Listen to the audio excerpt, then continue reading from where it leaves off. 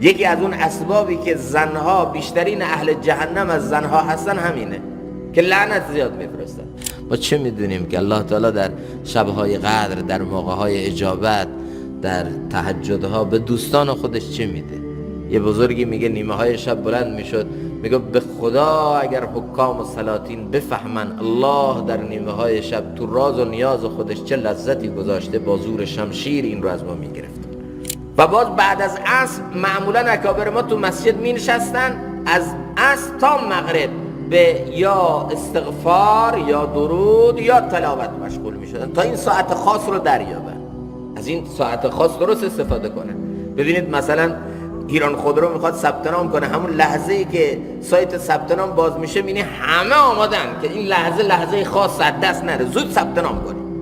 هر تمنا دل سے رخصت ہو گئی، اب تو آجا اب تو خلوت ہو گئی.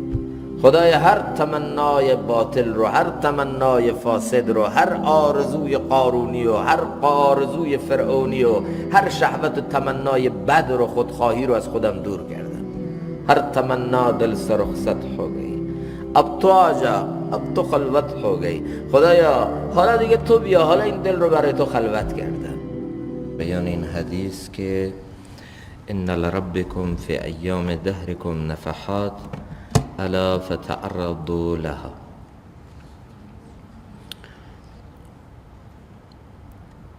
حضرت حکیم الامه مولانا اشرف علی طحانوی رحمت الله تعالی علیه که جز شارحان مثنوی هستن، کلید مثنوی، میفرمند که این حدیث بنده این رو نیافتم در جایی، اما با همین مفهوم و با همین معنا تأییدی از احادیث دیگه برای این هست. به هر حال مولانا این رو به عنوان سرتیتر این مبحث خودش مطرح کرده در لابلای داستان پیرچنگی. گفت پیغمبر که نفحت‌های حق اندرین ایام می آرد سبق. پیامبر صلی الله علیه و سلم فرمودند که نفحهای حق تعالی، که مراد از نفحها همون عطایا و فیوز و رحمات الهیه که متعاقباً پی در پی بر بنده های خودش میاد. الا فتعرضوا لها، پس خود رو در معرض اونها قرار بدید. در معرض اونها قرار گرفتن یعنی این که در خودتون یک قابلیت ایجاد کنید، در خودتون یک قوه ادراک این نفحات رو ایجاد کنید، چون اینا هستن، اینها بر بنده ها فرود میان به بهانه های مختلف، در زمان های مختلف، در ایام مختلف. این نفحات الهی در حال وزیدن هست. ولی خب کی قابلیت ادراک و کی در او این استعداد باشه که بتونه از این نفحات استفاده بکنه؟ چون این نفحات و این تجلیات قرب الهی در حال وزیدن هست، قرار نیست همه ازش بهره مند بشن. ببینید باران میباره، یه جایی از این باران خارها رشد میکنه، یه جایی از این باران گلها رشد میکنه. باران میباره، تو لطافت طبع باران هیچ شکی نیست.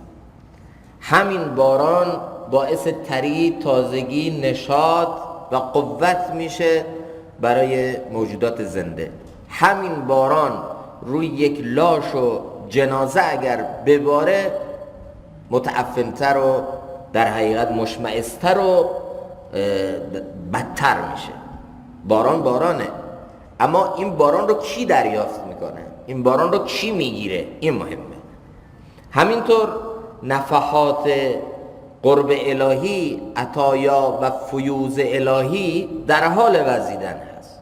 حالا از این نفحات که مثل باران بهاری داره بر خلق میباره، کی بتونه درست استفاده بکنه؟ کی این قابلیت رو در خودش ایجاد بکنه؟ کی این قابلیت ادراک این نور رو در خودش ایجاد کنه؟ این دیگه دست خود بنده هست. خودشون باید این استعدادهای بالقوه رو بالفعل کنن، شکوفا کنن. خودشون باید این قابلیت ها رو در خودشون ایجاد کنن. گفت پیغمبر که نفحت‌های حق اندرین ایام می آرد سبق. پیغمبر فرمودن که نفحه‌های حق تعالی در این ایام عمر ما، ایام زندگی ما، اینها پشت تا پشت، پی در پی، اینها در حال آمدن هست. یعنی در همین تمام اوقات، در همه ساعات شبان و روز نفحات الهی در حال وزیدن هست و در حال آمدن هست. حالا کی بتونه از اینا استفاده بکنه؟ در رابطه با قرآن هم خدا میگه و ننزل من القرآن ما هو شفاء و رحمه للمؤمنین. این قرآن الله تعالی میگه از اون چیزی که ما از قرآن فرستادیم یه جاهای شفا و رحمت للمؤمنین، برای مؤمنین، یه جاهای هم هست ولا یزید الظالمین الا خسارا، و ظالمان رو به جز زیان و خسران چیزی نخواهد افزود. همین قرآن یه جایی برای یه عده افراد شفا و رحمت، یه جایی باعث ازدیاد زیان و خسران میشه، چون اونا از این قرآن استفاده نمی کنن، بهره نمی برن، بهش پشت میکنن، به اون مسیر سعادتی که قرآن ترسیم کرده حرکت نمی کنن، لذا خسران خودشونو، زیان خودشونو بیشتر میکنن، خودشونو نابود میکنن. بنابراین گوش و هوش دارید این اوقات را، ای کسانی که طالب این نفحات الهی هستید، این اوقات رو که نفحات الهی یعنی فیوز و برکات در حال وزیدن هست، با گوش هوش، نه این گوش در حقیقت ظاهری و فیزیکی، این گوش رو منافق هم داره، فاسق هم داره، فاجر هم داره، گوش دل رو باز کنید، با گوش دل گوش کنید، در خودتون یه استعداد و توانمندی ایجاد کنید. گوش و هوش دارید این اوقات را، در ربایید این چنین نفحات را. نفحه آمد مر شما را دید و رفت، هر که را میخواست جان بخشید و رفت. در هر روز از این روزگاران زندگی شما نفحات الهی بر شما وارد میشه. این نفحات بایزید درست میکنه، این نفحات جنید بغدادی درست میکنه، این نفحات داره ولی و دوست خدا درست میکنه. تو همین زمانه ما حتی از همین نفحات یه عده دارن بهره میبرن. مثلا در حدیث آمده که ینزل ربنا تبارک و تعالی کل لیلة الى السماء الدنیا. الله تعالی با رحمتش، با فضلش، هر شب به آسمان دنیا فرود میاد و در همون ثلث اخیر شب، حصه پایانی شب قبل از اذان صبح، فیقول من یدعونی فاستجیب له، من یسألنی فاعطیه و من یستغفرنی فاغفر له. ببینید الله تعالی به آسمان، رحمتش با فضلش با آسمان اول میگه کی از من مغفرت بخواد من مغفرتش بکنم، کی از من بخواد من بهش عطا کنم بدم، کیه که از من دعا بکنه و بخواد من دعاشو اجابت بکنم. حالا تو این ساعت نصف شب یک نیکبختی بلنده، دلا بسوز که سوز تو کارها میکند، ناله نیمه شبی دفع 100 بلا میکند. یه ناله نیمه شبی تو همین ساعت قبولیت تو شب الله تعالی گذاشته. در هر هفته الله تعالی یه روزی گذاشته به نام جمعه، روح هفته هست، سید الایامه. یه ساعت قبولیت در جمعه رو الله تعالی قرار داده، اما این ساعت کاملا مشخص نیست، مثل شب لیلة القدر که در ماه مبارک رمضان مخفی است، این ساعت خاص تو شبان روز جمعه مخفیه. حالا یکی از این ساعت درست استفاده میکنه، یکی از تو همین ساعت غافله، یکی از تو همین ساعت گناهکاره، از الله دوره، ولی یکی هم هست همین ساعت رو در میابه، از همین ساعت و لحظه درست استفاده میکنه. الله تعالی در سال یک مرتبه رمضان میاره، تو رمضان اوقات اجابت میاره. یه شبی میاره به نام لیلة القدر، خیر من 1000 شهر، بهتر از 1000 ماه. یعنی یه شب اگر درست بندگی کنی راه 83 سال رو، بهتر از 83 سال رو طی کردی. حالا یه ده هستن تو لیلة القدر هم نافرمان، تو لیلة القدر هم غافل، تو لیلة القدر هم این قابلیت رو، استعداد رو ندارن که از این شب استفاده بکنن. خب این کیه اینجا ملامت؟ بعد از نماز فرض موقع اجابت. اما بعد از نماز فرض کی از این وقت اجابت درست استفاده میکنه؟ ما بین اذان و اقامه موقع اجابت کی از این اجابت استفاده میکنه؟ متاسفانه استفاده نمی کنیم که بماند. خیلی از خواهران ما هستن که کثیر اللعنن، یعنی چی؟ لعنت زیاد میفرستن. حالا یه وقتی هست جمعه است، موقع اجابت دعاست، بعد از یک وقت خاصیه که الان نفحات الهی در حال وزیدنه، اون داره سینه کوبی میکنه، دخترشو نفرین میکنه، پسرشو نفرین میکنه، نوشو نفرین میکنه. یا الله. یکی از اون اسبابی که زنها بیشترین اهل جهنم از زنها هستن همینه که لعنت زیاد میفرستن. تا تعقیب توقی میخوره بچهشون یه ذره نافرمان میبینه فوری میزنه به سینش و نفرین میکنه. خب این شاید موقع اجابت باشه، موقع وزیدن همین نفحات قرب الله باشه. چرا تو داری برای خودت درد سر درست میکنی؟ برای بچه خودت داری درد سر درست میکنی. خب این لعنت که تو میفرستی یا به بچت میرسه اگر مستحق باشه، اگه به اون نرسه برگشت میکنه به خود فردی که لعنت فرستاده، به اون میاد. چرا لعنت؟ از این ساعت نه تنها درست استفاده نمی کنیم، بلکه گاهن بعضا نه تنها غافلیم، کاش غافل باشیم، یعنی همین وقتها رو در بددعایی و در معصیت گاهی وقتا صرف میکنه. بنابراین گوش و هوش دارید این اوقات را، در ربایید این چنین نفحات را. نفحه آمد مر شما را دید و رفت. این نفحات آمد ولی دید شما غافلی، دید شما در معصیتی، دید شما در حال لعن و نفرینی، دید شما اصلا سنخیتی با این نفحات نداری. نفحه آمد مر شما را دید و رفت، تو رو غافل دید، تو رو فاسق دید، تو رو نافرمان دید و رفت. هر که را میخواست جان بخشید و رفت. اما یه عده افراد نیکبخت رو هم جان و حیات ایمانی بهشون داد و رفت. یه عده از همین ساعت درست استفاده کردن. معمولا اکابر و بزرگان ما بعد از نماز عصر تا نماز مغرب که بیشتر گمان زنی ها ما بین محدثین ما فقهای ما همینه که وقت اجابت اون ساعت خاص احتمال قوی بعد از عصره. خب طول روز جمعه رو تلاش میکردن به درود بگذرونن. خب درود، هر درود 10 رحمت الله رو فرود میاره.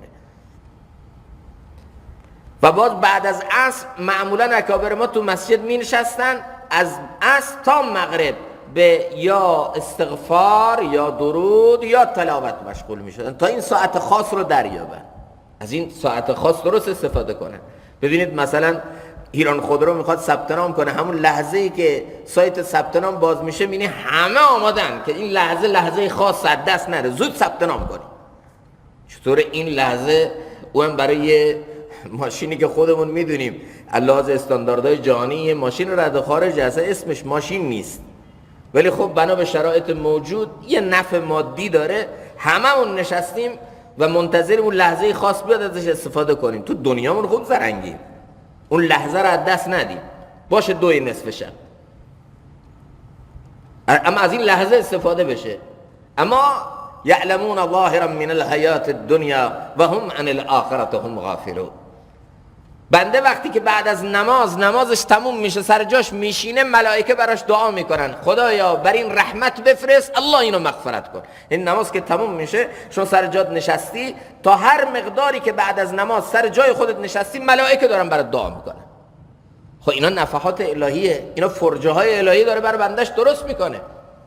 لیلة القدر بهانه خدا داره درست میکنه، موقع اجابت در روزه بهانه خدا داره درست میکنه که من از این بهانه ها استفاده کنم. رحمت الله تعالی بهاشو کسی نمیتونه پرداخت بکنه، اما بهانه میتونیم درست کنیم. این نفحات هی میاد و هی میره، اما بدا به حال ما که همه زندگیمون شده غفلت، حتی از همین لحظات خاص و ویژه هم درست استفاده نمی کنیم.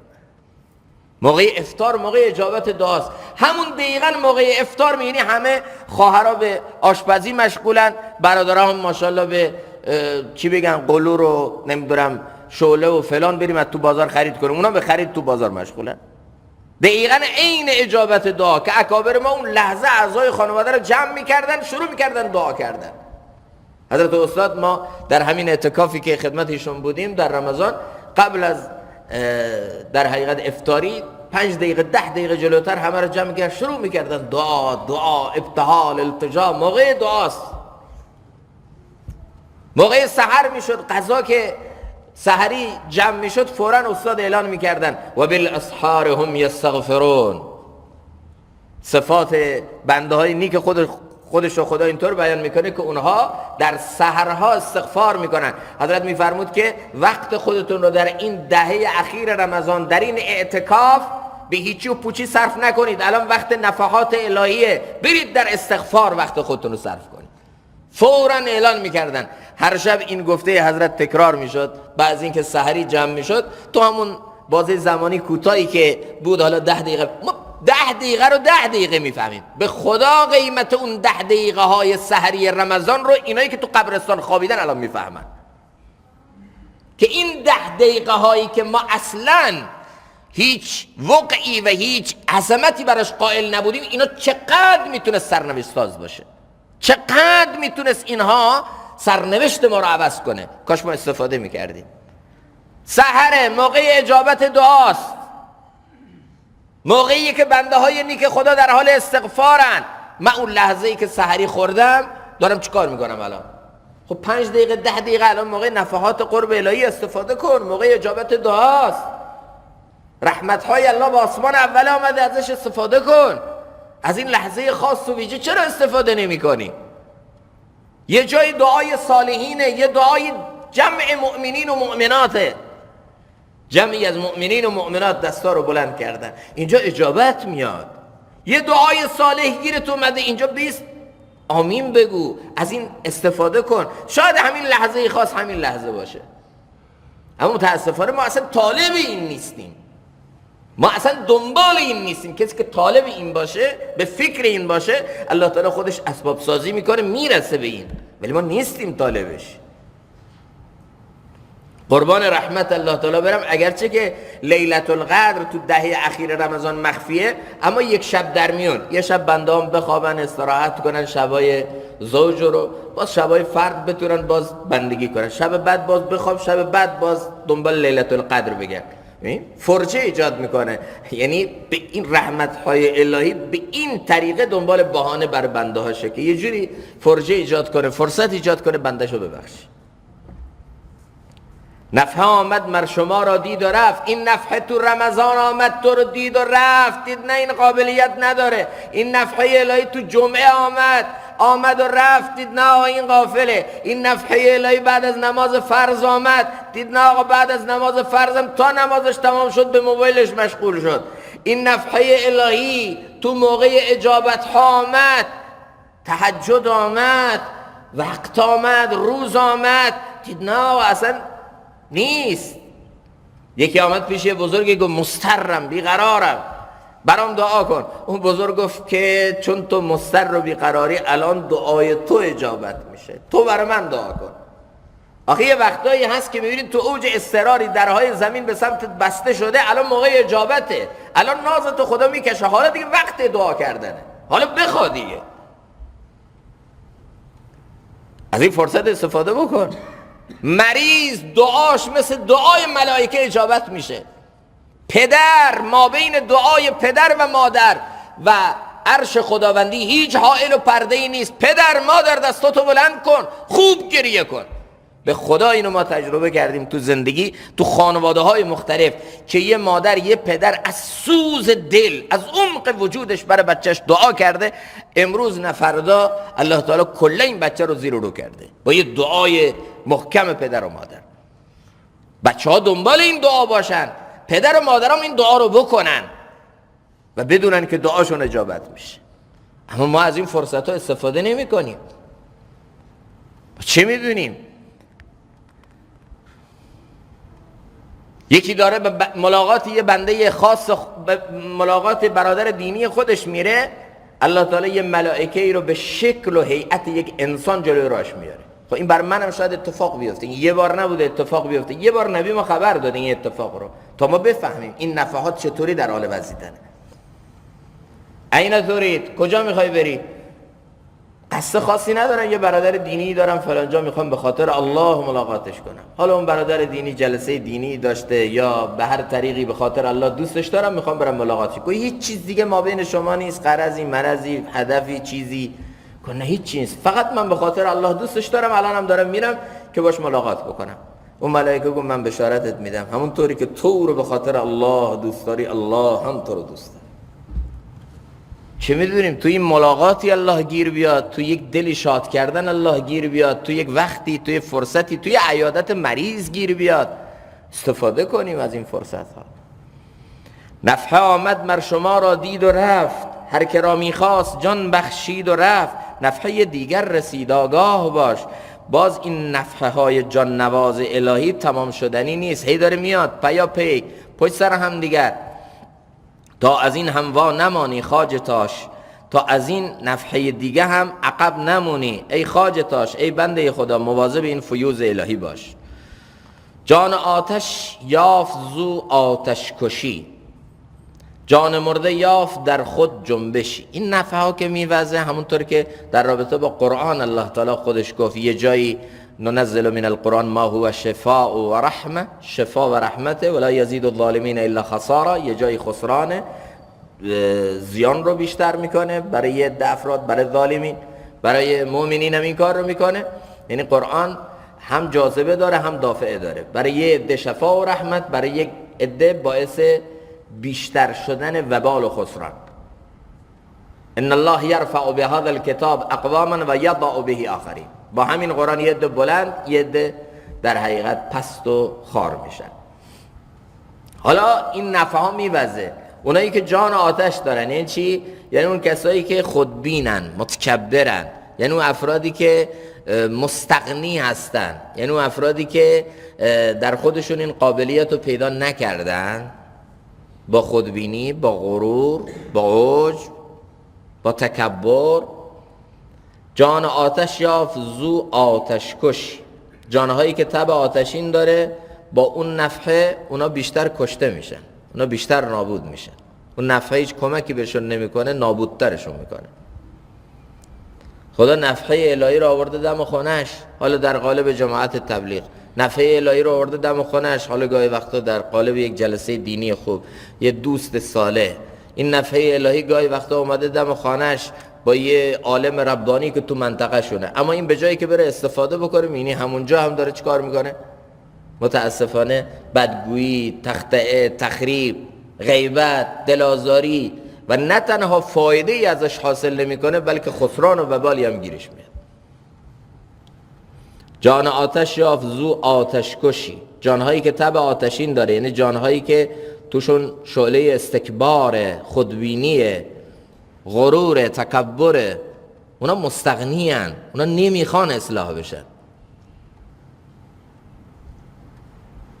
درشون طلب نیست. جان مرده یافت در خود جنبشی. مراد از جان مرده کنایه از اون جان و روانی هست که با مرگ اختیاری مرده، یعنی از نفسانیت مرده، از شهوت مرده، از خودخواهی مرده، از غرور مرده. یعنی کسایی که قبل از اون موت اضطراری و موتی که در اختیار ما نیست و در دست ما نیست، اونها خودشون برای خدا خودشون رو فدا کردن. مرده شهوات منظوره، کسایی که به مقام فنای در حق رسیدن.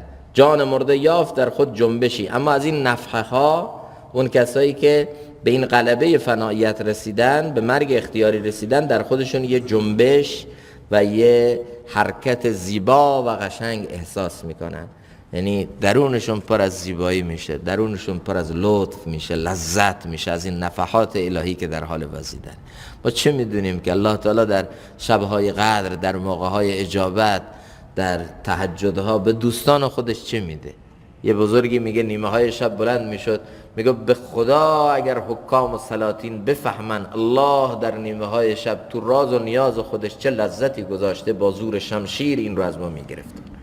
اما این بیچاره خبر نداره که لذت واقعی اصلا کجا هست.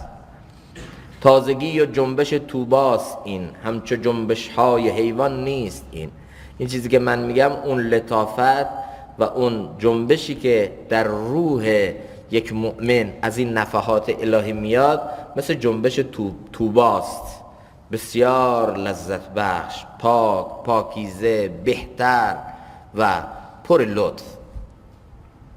همچون جنبش های حیوان نیست این، مثل جنبش های معمولی در حقیقت که سایر حیوانات و جانداران دارن احساس میکنن، از این جنس نیست. این رو با اون قیاس نکن.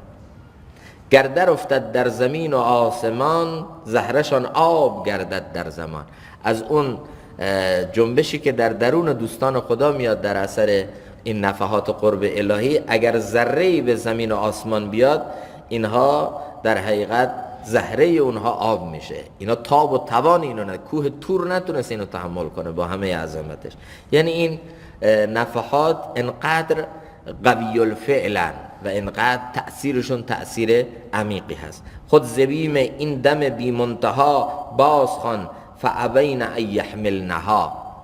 اگر میخوای از این دم بی نهایت و از این امانت خدا که زمین و آسمان نتونستن رو حمل کنن چیزی بفهمی، این آیه قرآن رو بخون که انا عرضنا الامانة علی السماوات والارض والجبال فابین ان یحملنها و اشفقن منها و حملها الانسان انه کان ظلوما جهولا. آسمان نتوانست بار امانت کشید، قرعه فال به نام من دیوانه زدن. ورنه خود اشفقن منها چون بودی، گرنه از بیمش دل که خون شدی. اگر نه کی زمین و آسمان از قبول اون امانت ترس داشتن، خوف داشتن. قلب کوه از این دم بی انتها خون شد.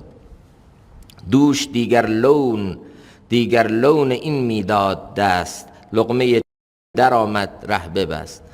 مولانا میگه دیشب، یعنی در ایام ماضی، در ایام گذشته، این نفحه به صورت دیگری برای من حاصل میشد. لذت بخش بود، پر کیف بود، پر سرور بود. لقمه چندی در آمد، لقمه چندی از شهوات، لقمه چندی از نفسانیت آمد و ره ببست، راه این رو بست. ببینید دو تا چیز با هم جمع نمیشه.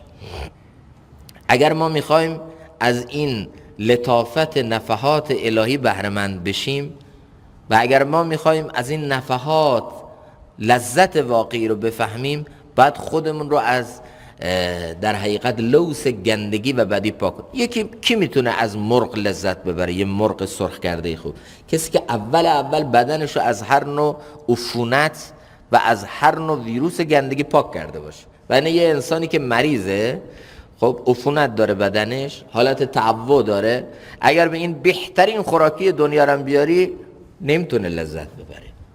چون این اصلا اول باید عفونت بدنشو، چرک بدنشو خالی کنه، اول باید درمان کنه خودشو، اول باید یه استعدادی در خودش ایجاد کنه تا بتونه از این غذای لذیذ لذت ببره. حالا از این نفحهای الهی اگر میخوای لذت ببری، الله ذات لطیفه. ببینید ما عبداللطیف به تعبیر حضرت استاد مولانا حکیم محمد اختر رحمت الله تعالی میفرمودن ما که عبداللطیفیم، اگر تو خونه ذره نجاست باشه وارد اون خونه نمیشیم، میگیم اون خونه پر گندگیه، چطور وارد این خونه بشیم؟ الله در اون دلی که کثافت و گندگی و تعفن شهوات و بدی هاست چطور میاد؟ یه شعری هست حضرت حکیم علامه طحانوی فرمودن که من اینو خیلی پسند کردم. हर तमन्ना दिल से रुखसत हो गई, अब तो आजा, अब तो खलवत हो गई. خدای هر تمنای باطل رو، هر تمنای فاسد رو، هر آرزوی قارونی و هر آرزوی فرعونی و هر شهوت و تمنای بد رو، خودخواهی رو از خودم دور کردم. هر تمنا دل سے رخصت हो गई, अब तो आजा, अब तो खलवत हो गई. خدایا حالا دیگه تو بیا، حالا این دل رو برای تو خلوت کردم. با جاروی لا اله هرچه غیر الله از دل بیرون کنیم تا طعم الا الله رو بچشیم. لا اله ہے مقدم کلمه توحید میں, غیر حق جب جائے گی تب دل میں حق آ جائے گی.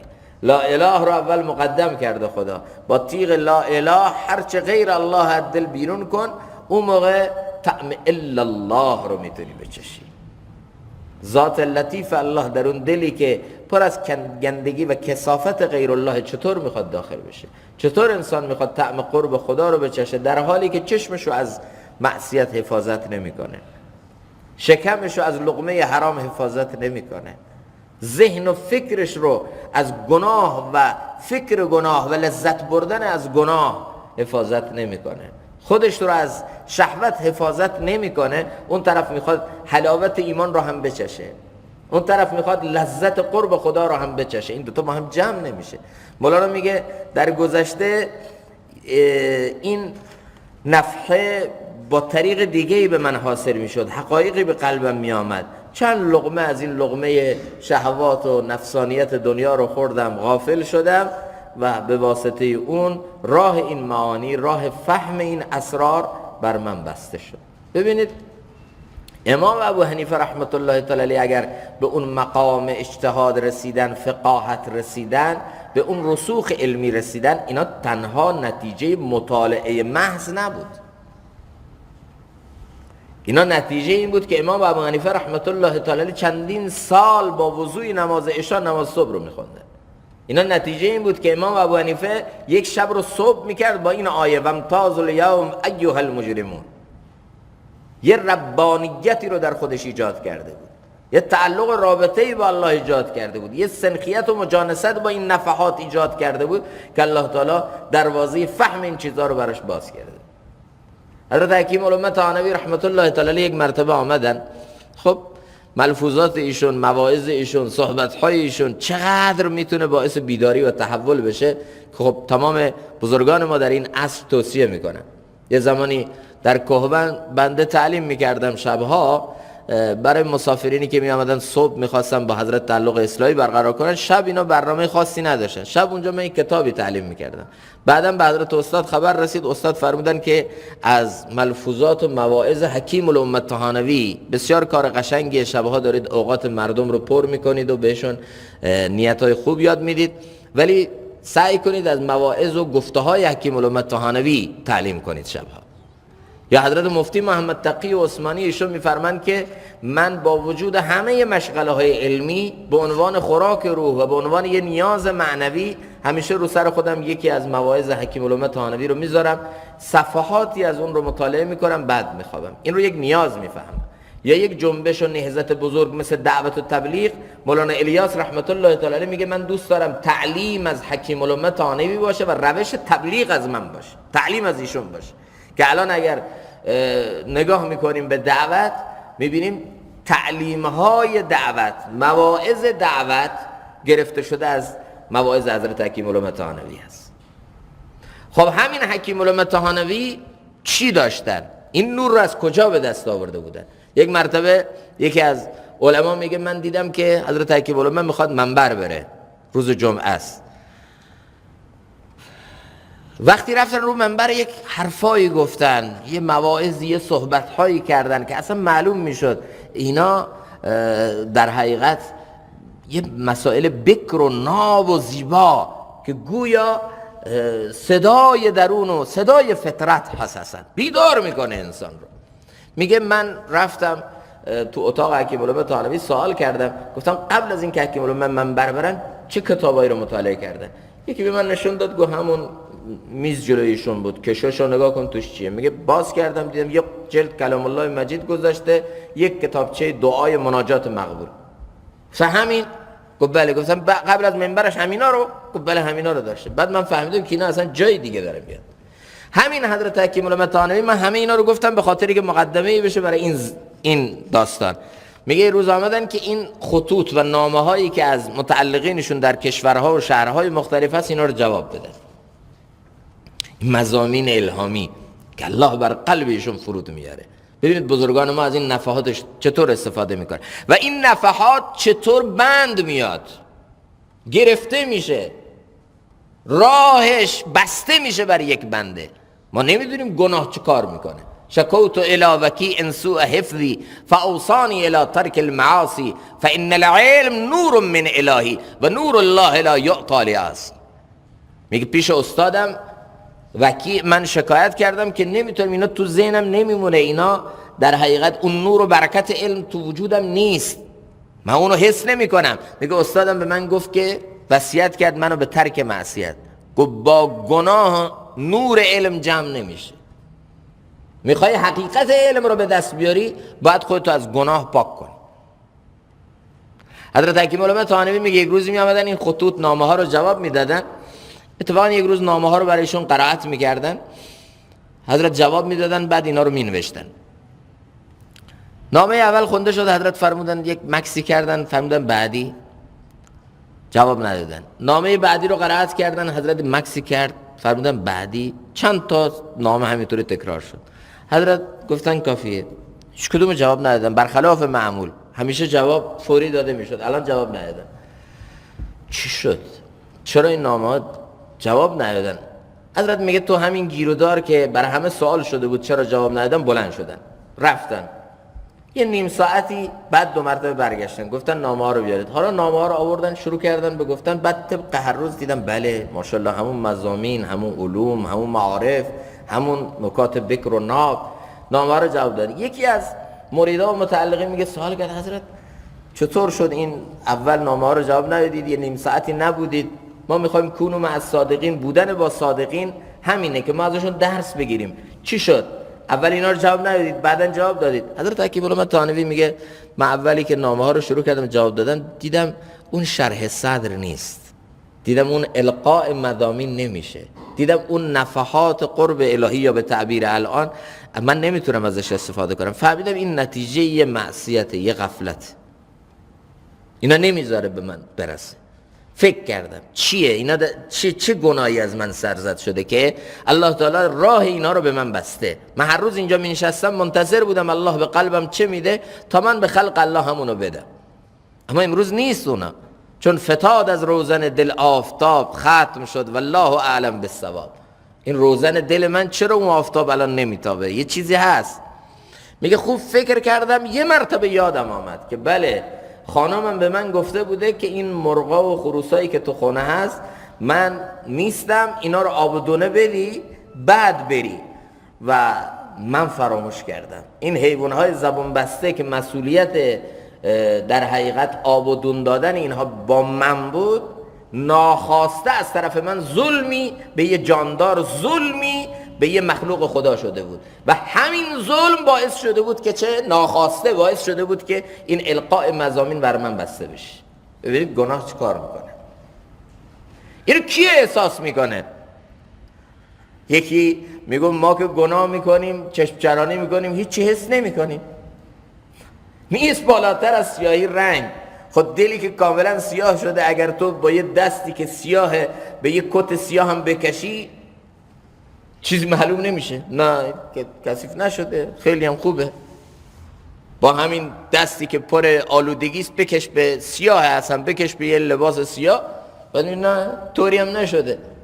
ما نمیتونیم اینا رو حس کنیم، اما دوستان خدا از باغ دلشون اگر خلالی هم کم بشه اونا میفهمن.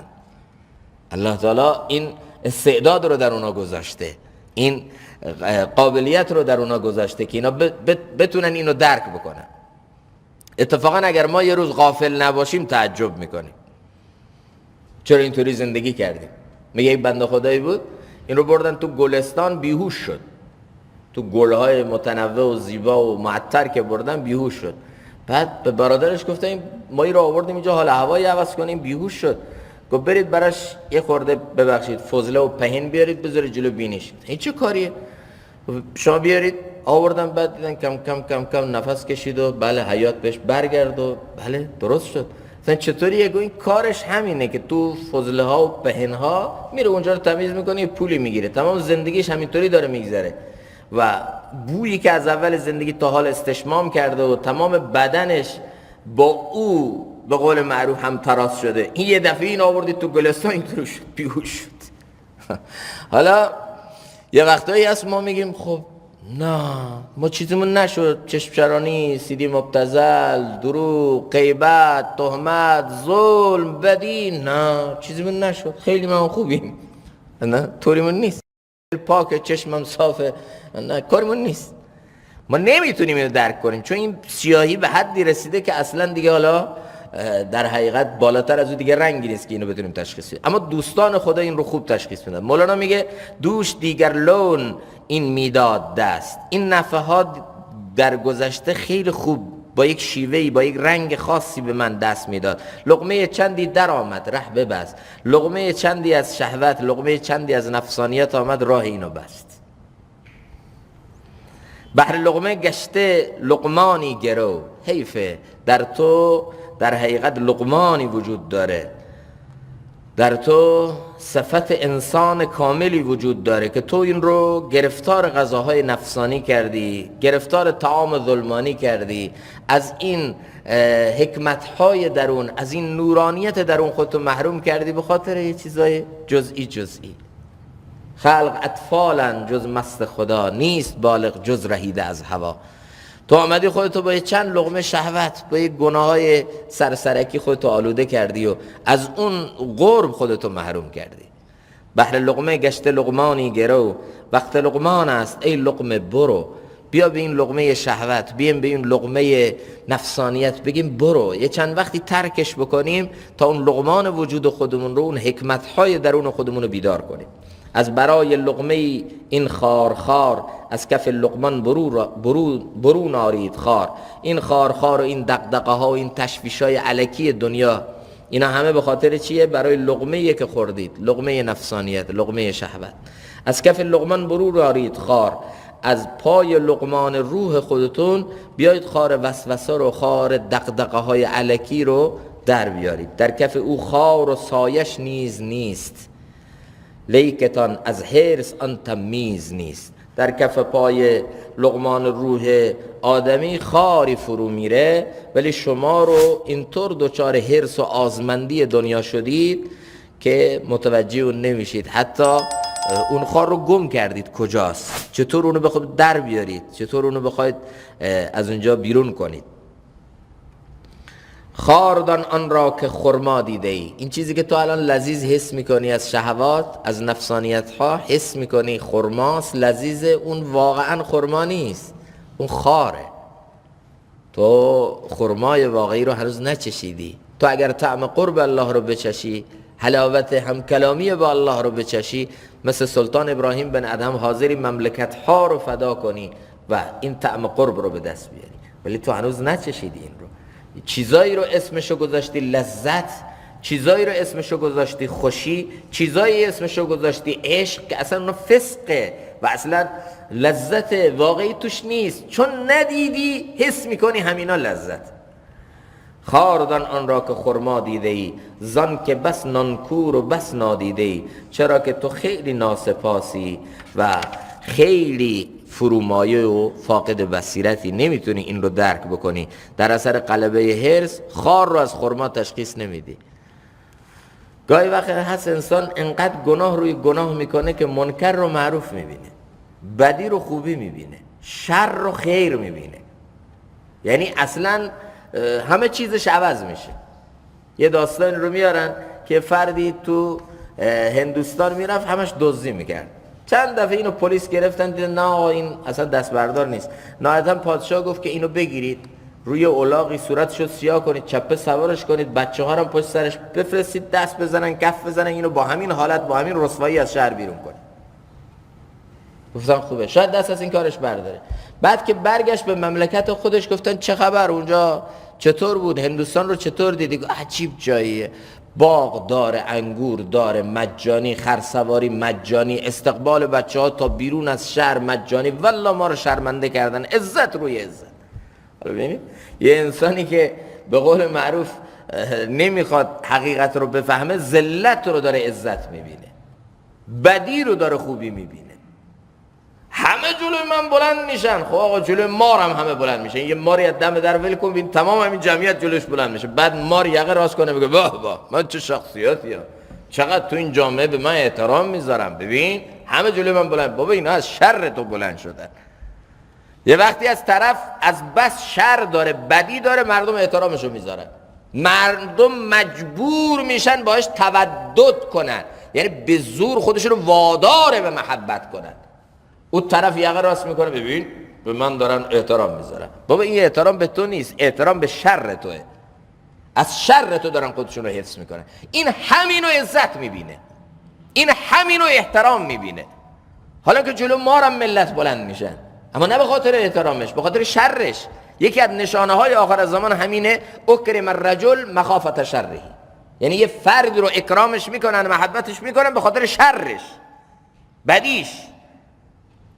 و این همین ذلت رو داره عزت میبینه. این دیگه اوج در حقیقت رسوایی اوج بدیه که انسان به این درجه برسه. لذا مولانا میگه جان لقمان که گلستان خداست، اون جان لقمانی که گلستان خدا هست، مرغزار علوم معارف الهی هست، تو وجود تک تک ما گذاشته شده. تک تک ما میتونیم این رو بالفعل کنیم، این رو شکوفا کنیم، این توانمندی رو در خودمون ایجاد کنیم. تک تک ما میتونیم این کار رو بکنیم. جان لقمان که گلستان خداست، پای جانش خسته خاری چراست. چرا پای جانش رو آمدی خسته یه خار دنیا کردی؟ رفتم که خار ز پاکشم محمل نهان گشت از نظر. گاهی وقتا ما مشغول همین خارای جزئی جزئی میشیم و از اون گلستان قرب خودمون رو محروم میکنیم. جوانی میبینه خودش رو به یه چیزایی مشغول کرده، جوانیش یه جاهایی داره هزینه میکنه که انسان وا حسرتا میگه. بعد پروفایل موبایلش هم نگاه میکنی یا صفحه موبایلش رو نگاه میکنی، میبینی که روش نوشته جوانی شرمنده تو هم که تو رو بد میگذرونه. بعد میبینی پشت ماشینش نوشته محبت گر شود پیدا به هر قیمت خریدار. بنده خدا تو اصلا بلد نیستی کجا محبت گیر میاد، تو اصلا نمیدونی خدایی که تو رو میخواد تو حاضر نیستی در مقابل همین خدا حتی یه سجده بکنی. خدایی که تو رو میخواد و آغوش رحمتش به سمت تو بازه، اون خدا رو تو حاضر نیستی در حد 5 دقیقه در روز باش خلوت بکنی. اما استعداد و توانمندیاتو داری یه جاهای هزینه میکنی که اصلا غیر از ذلت و رسوایی اونجا چیز دیگه گیر نمیاد. در کیو داری میزنی؟ سراغ کی داری میری؟ کجا داری دنبال محبت میگردی؟ کجا میخوای از جوانیت استفاده بکنی؟ مسیر رو اشتباه میریم ما اصلا.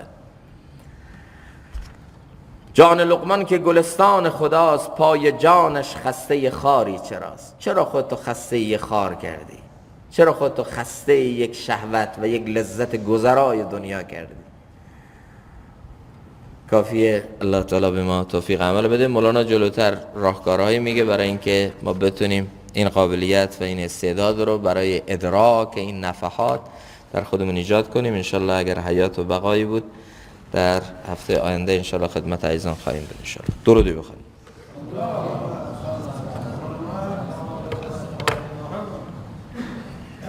اللهم صل على سيدنا ومولانا محمد وعلى آل سيدنا ومولانا محمد صلاة ترجينا بها من جميع الأهوال والآفات، تقضي لنا بها جميع الحاجات، تطهرنا بها من جميع السيئات، ترفعنا بها عندك أعلى الدرجات، تبلغنا بها أقصى الغايات من جميع الخيرات في الحياة وبعد الممات، إنك على كل شيء قدير. اللهم يا أكرم الأكرمين، يا أرحم الراحمين، يا خير المسؤولين، يا خير المعطين، يا ذا الجلال والإكرام، يا ذا الجلال والإكرام، يا ذا الجلال والإكرام. یا الله هر خوبی و هر یا الله نیکی اگر در ما احساس میشه یا الله همه اونها از توه یا الله. اونا کرم توه، اونا عطای توه، اونا نوال توه، اونا بخشش توه یا الله. یا الله هیچ کدوم اینها از ما نیست یا الله. یا الله اعتراف میکنیم به همه نعمتهای تو، اعتراف میکنیم به همه توفیقات تو، اعتراف میکنیم به همه خوبیهای تو، اعتراف میکنیم به ستاری تو، به حلم تو، اعتراف میکنیم یا الله به این همه یا الله احسان و انعامی که در حق ما کردی یا الله. اعتراف میکنیم یا الله که یا الله از فرق سر تا کف پا غرقیم در نعمتهای تو، غرقیم یا الله در احسانات تو، نعمتهای مادی تو، نعمتهای معنوی تو یا الله.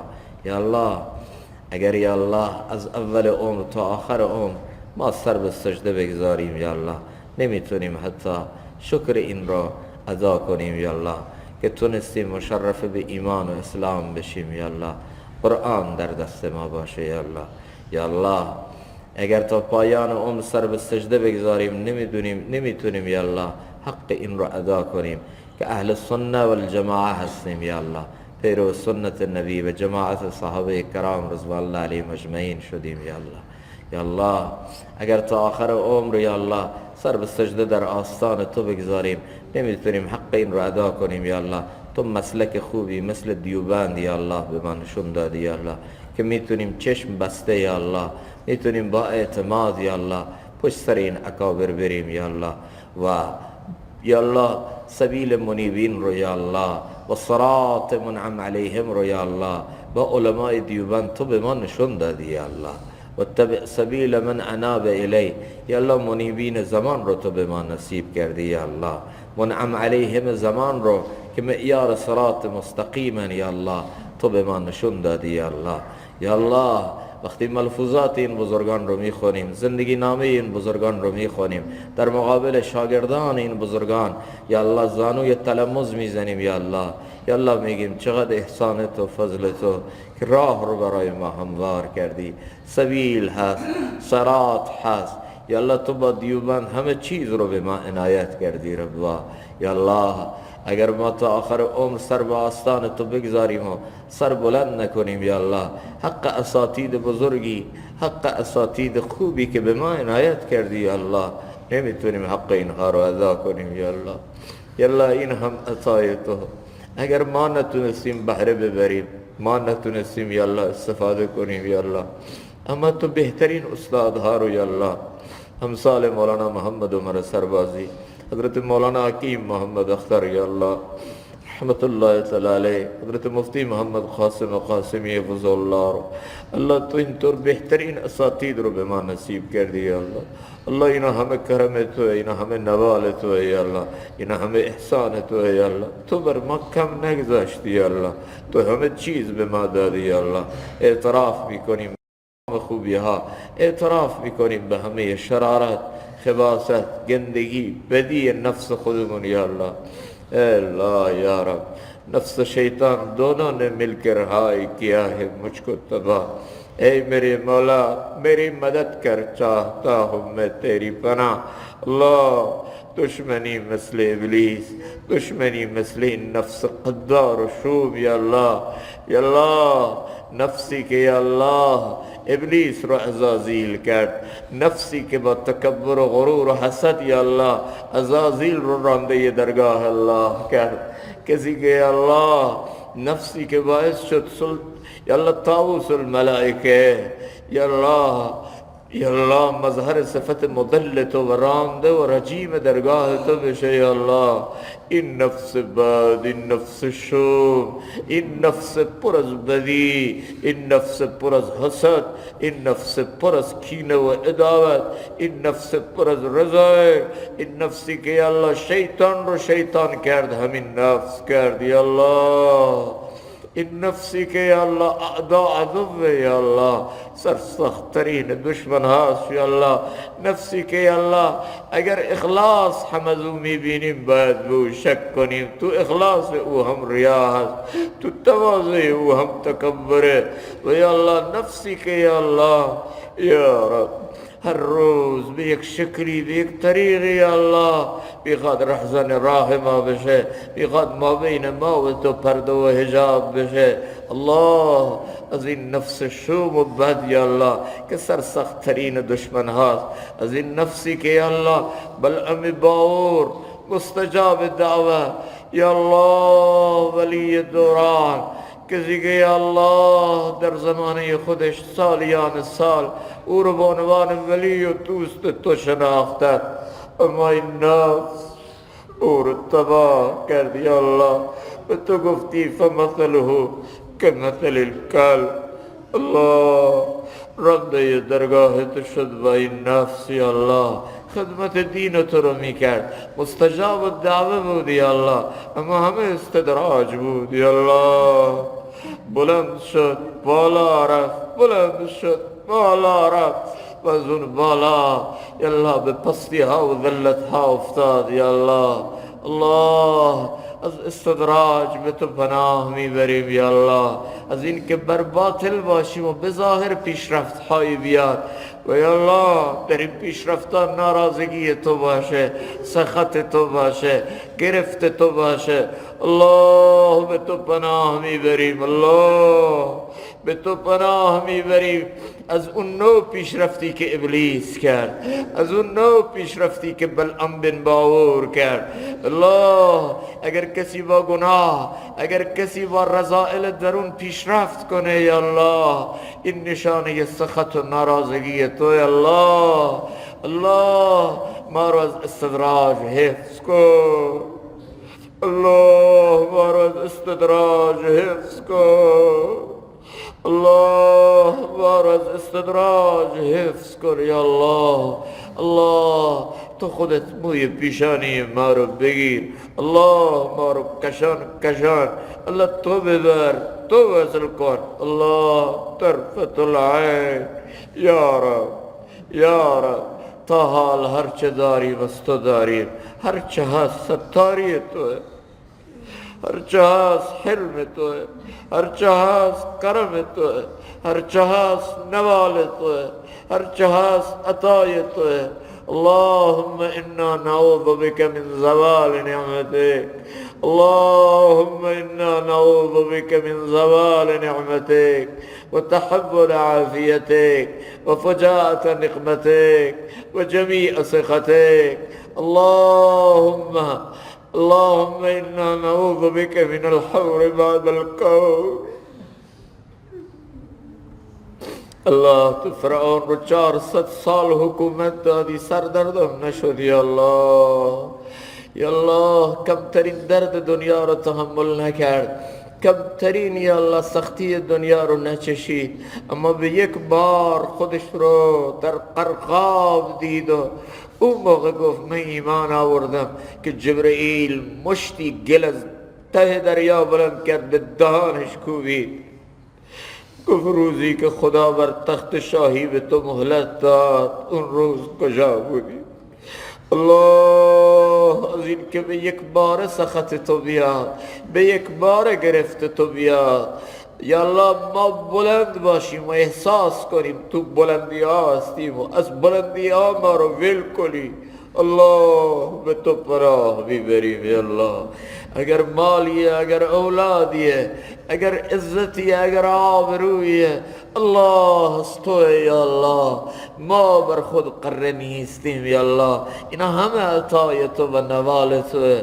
الله از این که اینها از ما گرفته بشه و جای اینها رو نقمت بگیره، سخط بگیره، الله ما به تو پناه میبریم. الله الله حال امت حال بسیار نازکی شده ربا، حال امت بسیار حال پیچیده شده ربا یا رب.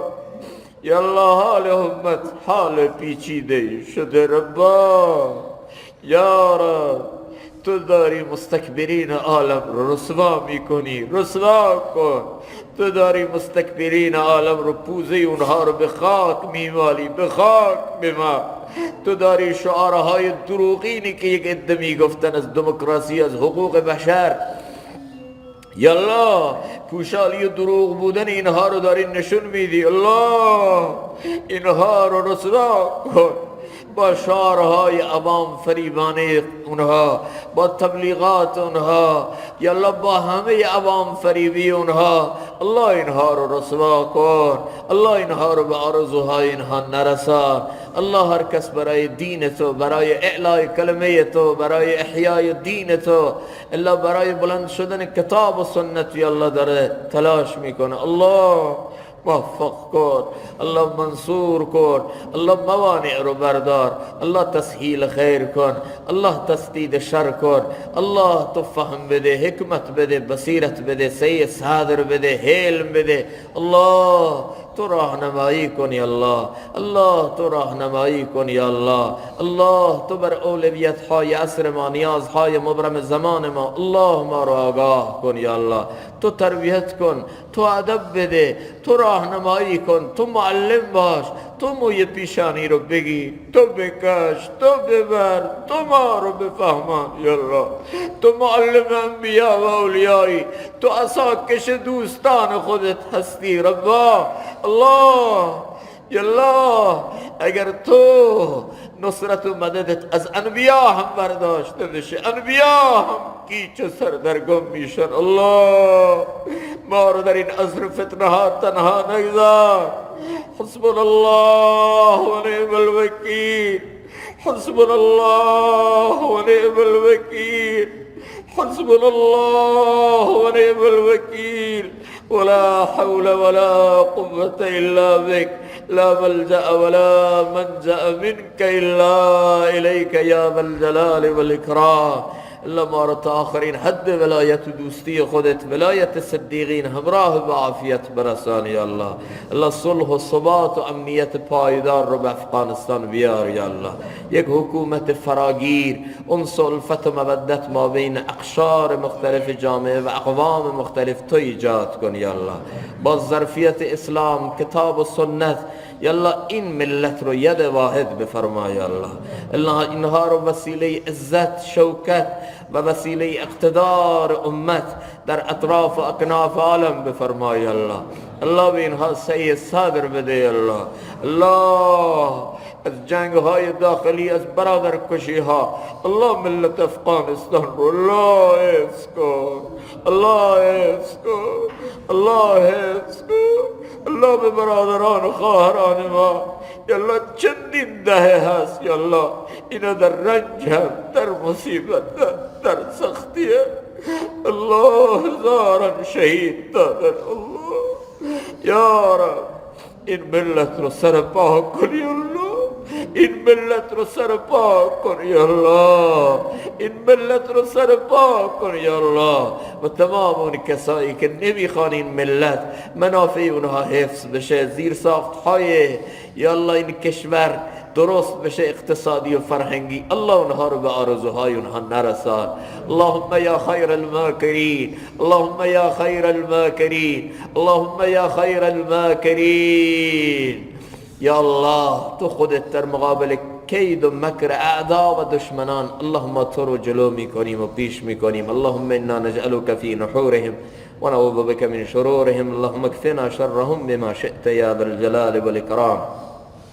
برای بیمارانی درخواست دعا شده الله. در همین شرایط عده‌ای از هموطنان ما با کرونا دست و پنجه نرم میکنن با این ویروس. الله عده‌ای درخواست دعا کردن الله شفا بده.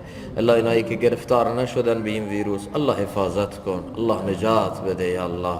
اللهم انا نعوذ بك من البرص والجنون والجذام ومن سیء الاسقام. برای خواهری درخواست دعا شده الله تو خودت صحت، عافیت، سلامت رو الا به این خواهر برگردان. و یا الله تو خودت یا الله بهروزی رو، کامیابی رو، فرداهای قشنگ و زیبا رو، عزتها رو برای این امت یا الله رقم بزن. و صلی الله علی سیدنا محمد و علی آله و اصحابه اجمعین. آمین برحمتک یا ارحم.